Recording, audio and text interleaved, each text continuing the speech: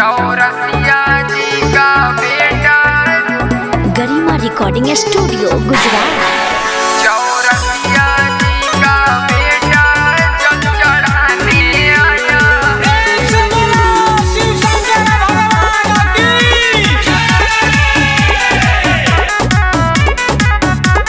कांधे पकावर धोके देवघर के यात्रा के देवघर के यात्रा के कांधे पकावर धोके देवघर के यात्रा के आपके शरण में बाबा सर झुकाने आया है।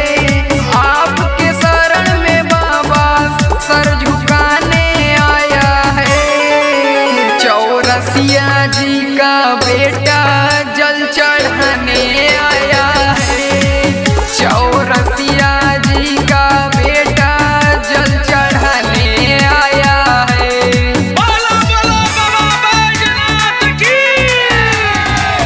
चौरसिया चौरसिया जी का बेटा जल चढ़ाने आया है। प्रयागराज से भर के जलवा बोल बम बोलते आया है। भूखे पिया से चले हैं रहिया अब तक कुछ नहीं खाया है। अब तक कुछ नहीं खाया है। प्रयागराज से भर के जलवा बोल बम बोलते आया है। भूखे पिया से चले हैं रहिया अब तक कुछ नहीं खाया है। आपका हैया दीवाना ये बताने आया है। सबसे बड़ा है दीवाना ये बताने आया है। चौरसिया जी का बेटा जल चढ़ाने आया है। चौरसिया जी का बेटा जल चढ़ाने आया है।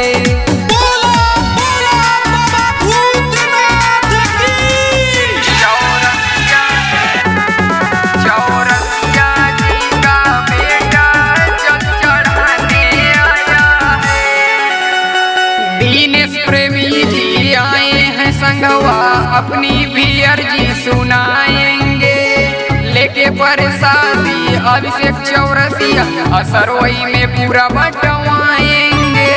असरवई में पूरा बटवाएंगे।